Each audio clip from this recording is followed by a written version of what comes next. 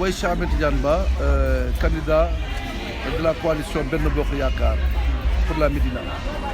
Quelles sont les raisons qui motivent votre candidature à la mairie de la Médina? Mais ma candidature est motivée peut-être par un petit chapelet de critères, j'allais dire. Évidemment, il y a la représentativité. Je considère que depuis plus d'une dizaine d'années, je suis sur le terrain social et sur le terrain politique. Et quand même, j'ai une base assez consistante qui permet aujourd'hui de penser que je peux valablement représenter la population médinoise. Ça, peut-être, c'est un premier critère.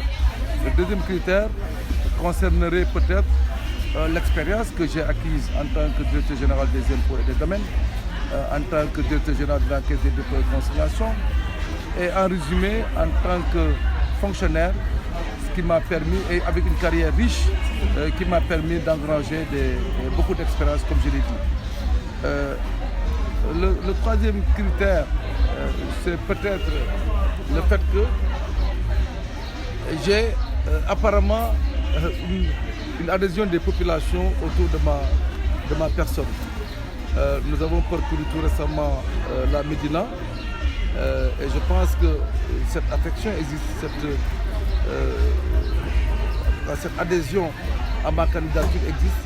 Et donc valablement, je pense que c'est trois des principaux critères qui fondent aujourd'hui ma candidature. Quel est votre programme pour la Médina? Mais nous avons un programme très large qui est adossé à 7 axes qui vont de la bonne gouvernance au sport et à la culture. Donc nous avons fait un certain nombre de propositions. Mais ce que je voulais dire tout de suite et d'emblée, le premier combat qu'on doit mener à la Médina, je pense, est relatif à la bonne gouvernance. Nous avons une commune qui manifestement n'est pas gérée dans la totale transparence. Une commune qui en 2022 n'a même pas de site internet. Nous considérons que nous allons nous battre pour la bonne gouvernance à la Médina. La bonne gouvernance, ça passera d'abord par un audit de l'organigramme de la commune. Mais je m'arrête là tout de suite pour rassurer tous les frères et sœurs qui travaillent à la commune. Il ne s'agit pas de dire que nous allons enlever du personnel. Non, le problème n'est pas là. Nous allons rendre beaucoup plus efficient le travail, beaucoup plus efficace en réorganisant la mairie. Je pense que c'est important. Nous avons aussi fait le choix de dire que nous n'avons pas un maire omnipotent, puissant, et que les conseillers joueront le rôle dans les différents quartiers où ils habitent. Donc nous allons un peu décentraliser le pouvoir du maire. Ça nous semble extrêmement important. Nous pensons aussi pour la bonne gouvernance qu'il nous faut une charte avec les populations. Donc nous avons convenu d'organiser des assises de la Médina chaque année en polarisant toutes les expertises et toutes les compétences de la Médina. Et les gens vont discuter 72 heures de la Médina, 48 heures. Ça dépendra de ce que nous voulons faire. Et nous allons signer une charte avec les personnes, les populations de la Médina. Vous savez, j'ai proposé aussi le budget participatif, qui est un budget qui sera élaboré par les populations elles-mêmes en fonction de leurs besoins immédiats et de leurs spécificités dans les quartiers. Donc voilà, la transparence, c'est aussi un site internet, une reddition des comptes, une communication sur les actions de la mairie, une communication sur les dépenses, une communication sur les recettes, des appels d'offres en bonne et due forme. Tout cela va constituer en tout cas la corbeille de la transparence que nous voulons donner à la population de Corse. Après quelques jours de campagne électorale, êtes-vous satisfait de ce que vous avez vu sur le terrain? Mais plus que satisfait, comme je vous l'ai indiqué, et c'est ça qui fonde d'ailleurs la frénésie qui habite, la frénésie, j'allais dire,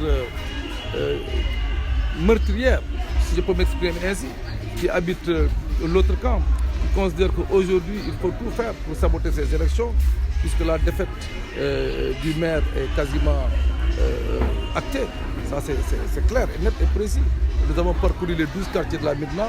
Nous avons vu, comme je l'ai indiqué hier, dans les yeux de la population, dans les yeux des femmes, des jeunes, des moins jeunes, l'espérance et l'espoir qui sont portés sur ma personne. Et je considère que dimanche, tout cela sera traduit dans les urnes et le maire sortant va sortir définitivement. Comment analysez-vous la politique de votre principal rival, Bamba Fall? Mais il n'y a même pas de politique. Ce qu'il est en train de faire, c'est après 8 ans de magistère, aujourd'hui il est en train d'inaugurer, je ne sais même pas ce qu'il inaugure. En tout cas, nous voyons des maisons avec des carreaux, je ne sais pas ce qu'il y a à l'intérieur. Mais en considérant que les Médinois sont dupes, ils se trompent lourdement. On l'a élu maire pour qu'il travaille tous les jours, mais pas pour qu'il travaille pour une semaine. Donc cela, ce sera contre lui, il le fait contre sa candidature. Nous considérons que dimanche, nous allons gagner les élections, Inch'Allah. Bamba porte un doigt sur vous comme étant l'instigateur du saccage de sa maison et de certaines de ses réalisations.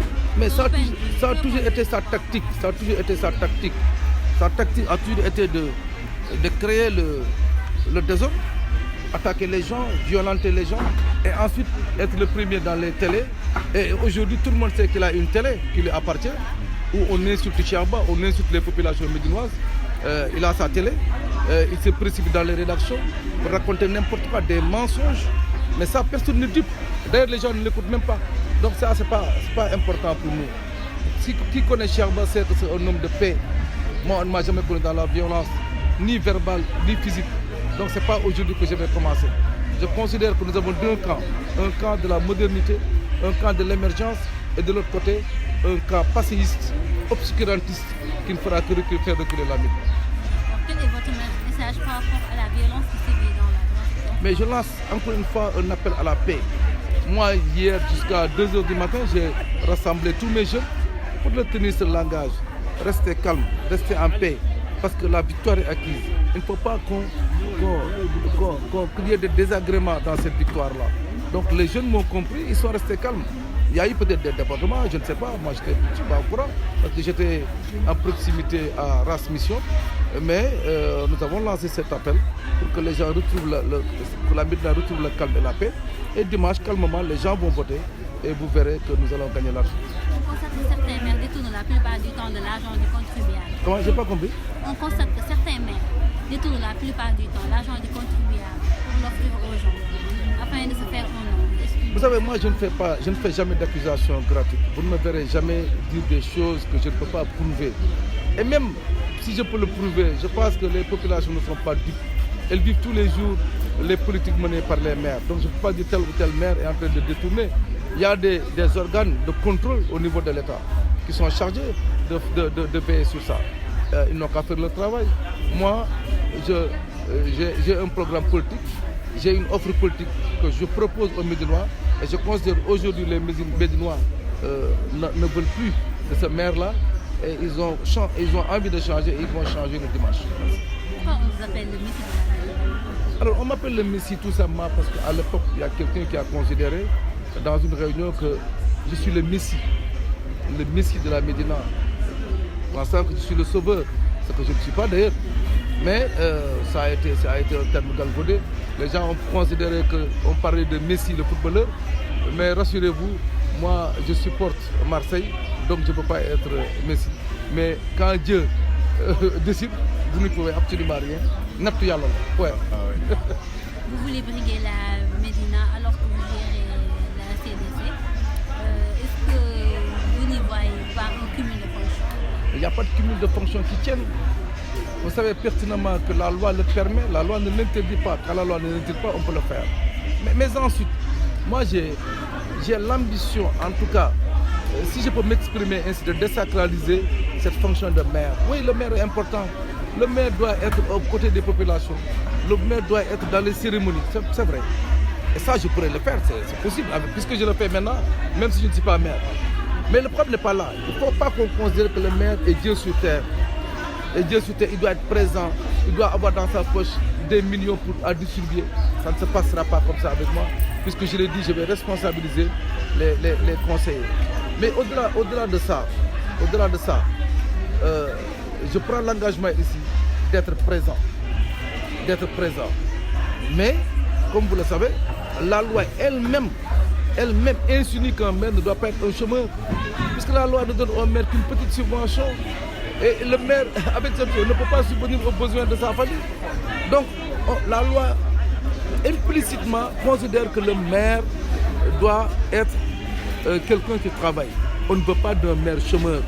Moi, je serai un maire qui va être peut-être DG, ministre, ou même dans le privé avoir mon cabinet. mais je peux vous assurer que pour les besoins de la population, je serai présent. Quel message pouvez-vous adresser aux Sénégalais en général, aux populations de la Médina en particulier en vue des locales du 23 Mais encore en lancer un appel à la paix, au calme, et que tout se déroule normalement, et celui qui gagne, gagne, et celui qui a perdu appelle celui qui gagne pour le féliciter, et le lendemain tout le monde devient frère et sœur. Merci.